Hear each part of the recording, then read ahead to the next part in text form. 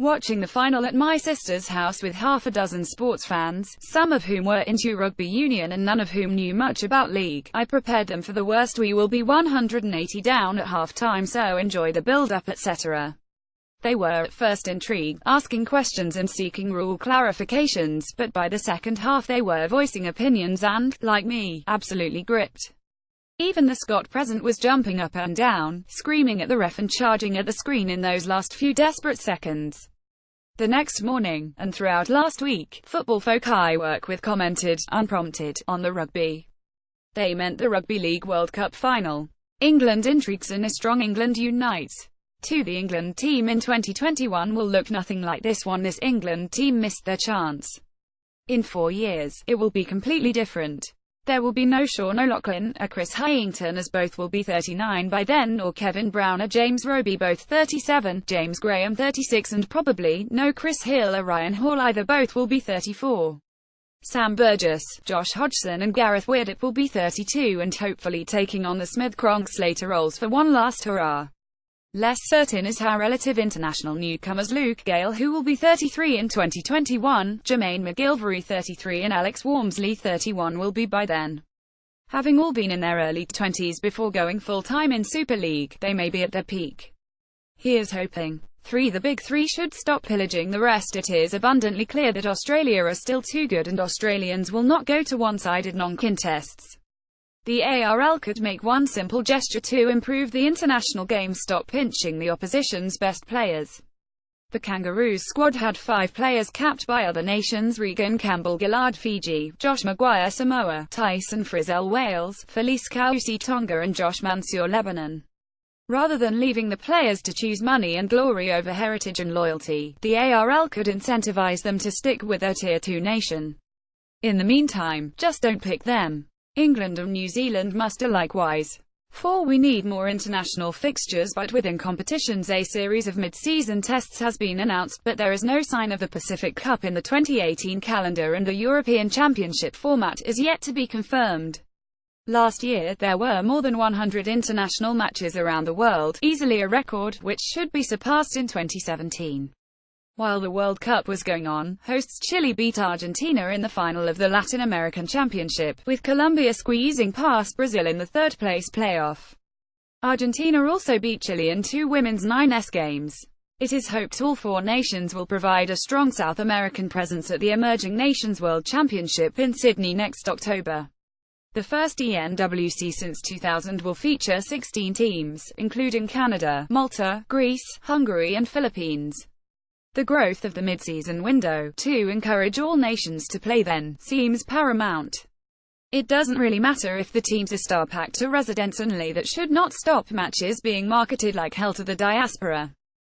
We need neutral referees. Everyone watching the final with me was flummoxed when they discovered the referee was Australian. Even opting to appoint the best refs to the top games, the only fixture requiring someone outside that group was Australia v England, twice. Once Aussie Matt Sekine did. The opener and Englishmen Ben Tyler, Phil Bentham and James Child got the next 3 England games. We knew an Australian was going to do the final. Fair enough, as the English referees were over-officious and generally disappointing. But was Kiwi Henry Perinara, who did New Zealand v Scotland, really incapable of doing the final? This should draw attention to the shameful situation where there is no French referee in Super League and hardly any Kiwis in the NRL, let alone anyone from other nations at elite level. The world rankings are unreliable. Before the tournament, Scotland were 4th despite not having won a game since 2014, Serbia were ranked higher than Papua New Guinea and Malta were a place above Lebanon. After the heroics down under, Tonga have risen from 11th to 4th, and the top 6 looks about right, with Fiji in 5th and Samoa 6th. It is right that points are given for playing games, as more active nations should be rewarded, but the weighting given to World Cup and friendlies is clearly not working. Scotland 10 without a win and France are still above Lebanon, PNG and Ireland. The positive is that 48 nations are now ranked, including newcomers Argentina, Colombia, Brazil, Japan and Hong Kong, while reconstituted Germany 28th have had their affiliate membership restored.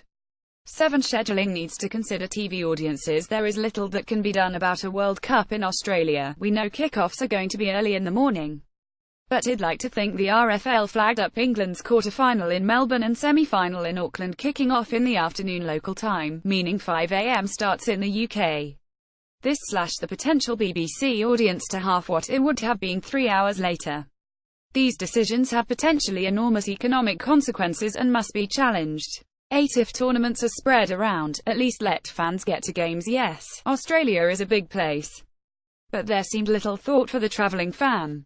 A game in Townsville on Saturday night was followed by an early afternoon kickoff in Cairns, a 5-hour drive away. I must have been one of the very few tragics to make that journey. North Queensland Cowboys play on Saturday evenings, so fans can drive all day to get there, stay over and drive back on Sunday. So why also have a Townsville doubleheader on a roasting Sunday afternoon and 2 games in different cities in New Zealand on the same day? Not once but twice. Really, you are kidding me. 9-1 semi-final is going to be an epic, so ensure it's a full house. 4 of the greatest World Cup games since the tournament format returned in 1995 have been semi-finals: Australia v New Zealand in 1995, Wales v Australia in 2000, England v New Zealand in 2013, and Tonga's late comeback against England will never be forgotten. England even put up a decent fight against the Kiwis in 2008, but most English fans were so bereft of hope by then they didn't notice. The 2013 doubleheader semis at Wembley worked superbly well and may be repeated in 2021. With the final going to Wembley or Old Trafford and potentially an England quarter-final at the Olympic Park, the 2021 World Cup looked like being prime time. 10. The season needs to allow for recovery. Squeezing a 6-week World Cup into the normal closer season had English clubs returning to training while the group stage was still going on in Australia, and internationals arriving back in the UK less than 2 months before Super League kicks off. Coaches understand their players' needs for mental and physical rest and recovery, and a break from the game. But some players were back training a week or 2 after returning from Australia. With the season stretching ahead for 11 months, a month of friendlies, and 2 months of playoffs and internationals sandwiching an 8-month league, they will be at breaking point next autumn. Super League will need to start earlier in 2021 and later in 2022 to give the World Cup participants some breathing space. 11. Don't spread the World Cup too thinly. While the matches in Papua New Guinea and New Zealand were a huge success at this World Cup, the organisers of the 2021 tournament need to be careful if they're tempted to take games outside England. The 2017 event was hosted by 3 nations. The 2013 World Cup was played in 4 and the 2000 World Cup, ludicrously, was in 6. We were told that the 2021 World Cup would only be in England, as that is where the funding is for, and there are 40 interested venues. Yet there is already talk of France hosting a group and games being played in Limerick. The games in France were among the most successful in 2000 and 2013, so should be again. However, the 2017 World Cup showed that games need to be focused around passionate areas and that every host city needs at least 2 games, preferably 3, to build up awareness. Groups need to be centered in a region to allow momentum, and each nation to connect with a base. 1 game here, another there, doesn't work. 12. Getting to a World Cup should be a fair challenge, with more countries than ever attempting to reach the next World Cup. The qualification process, expected in the next month, will be comprehensive. As with other sports, there will be inequalities between regions who have differing numbers of places in aspiring nations. But hopefully there will be no repeat of qualification for 2017, where Tonga only had to beat the Cook Islands in a one-off fixture, and Lebanon and the USA only needed to play 2 games to qualify, while Italy played 9, as did Russia, who, along with Serbia, 8 still missed out.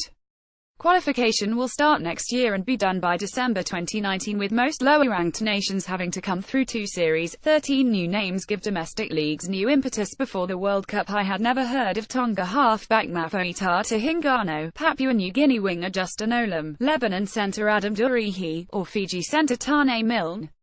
I'd never seen Kamal star Gary Lowe play for Sheffield, so had no idea how extraordinarily explosive or evasive he was. I'd not seen the fierce tackling of Scotland lock James Bell, or USA fullback Corey McCallum's unique effervescence. By the end of the group stage, one was a big fan of them all. Watching the NRL in 2018, which may end up being broadcast here on Fox app, Sky Sports, Premier and Free Sports, and Lofercast, will be enriched by looking out for these fellas, and many more talents who emerged at the World Cup. Follow No Helmets Required on Twitter and Facebook.